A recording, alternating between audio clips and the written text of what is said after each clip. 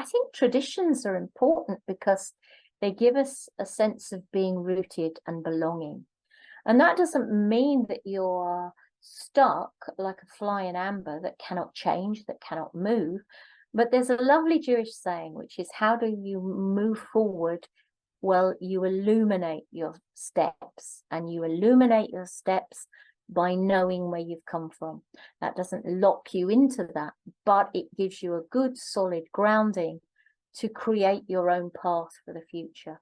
And I think traditional stories do that really, really well. We often see them as funny little stories that have no relevance. Well, the tradition that I was brought up in, very, very different.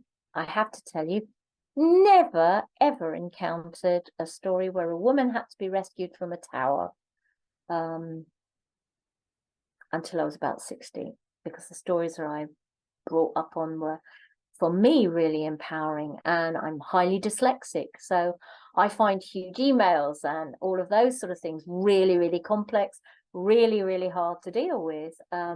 But I find story and narrative kind of gives me a point of reference within this world.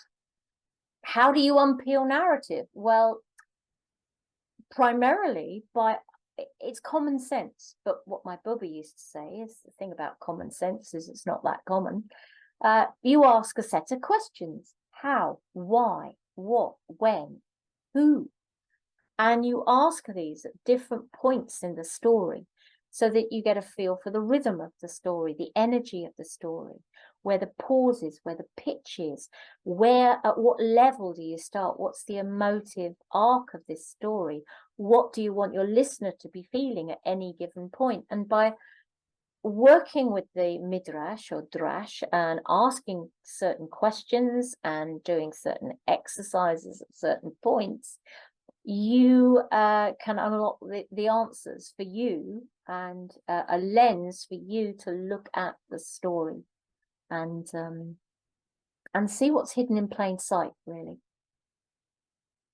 So I'm going to look at story and narrative and what that means in terms of performance as well. I think often people stand on a stage and tell story, and they're two very different skill sets. Being able to hold a stage, hold that space, but also understand the intricacies of narrative. They're not just one skill set, they're two skill sets.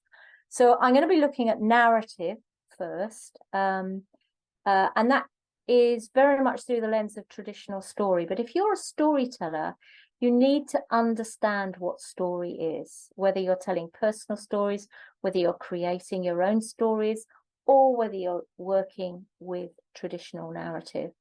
The thing is, these days, you would not expect a carpenter to just go, "Oh, I'm going to knock up a Queen Anne cabinet," without actually understanding the nature of wood, you know, hardwood, softwood, the way you work with grain. You wouldn't expect a master jewelry maker to go into that practice without understanding the nature of silver.